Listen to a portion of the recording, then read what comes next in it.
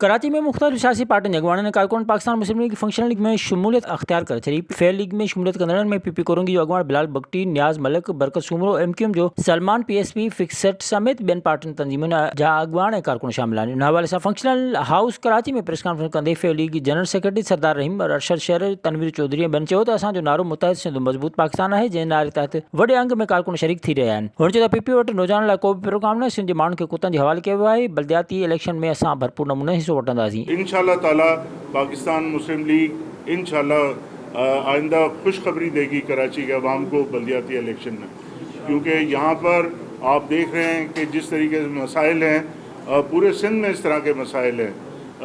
Sir पे बच्चे मर रहे हैं, इनको होश नहीं है। कुत्ते फिर रहे हैं हर शहर में सिंध के बशमूल कराची के, और मैं ये कहूँगा कि कुत्ता राज है तो गलत नहीं होगा। और बच्चों को काट रहे हैं, बूढ़ों को काट रहे हैं, ख़वातीन को काट रहे हैं, लेकिन इनको कोई होश नहीं है। लोग भूख मर रहे हैं, नौकरियां नहीं है नौजवानों के पास, इनके पास कोई प्लान नहीं है, कोई मनसूबाबंदी नहीं है कि सिंध के नौजवानों को नौकरियां किस तरह से देनी है।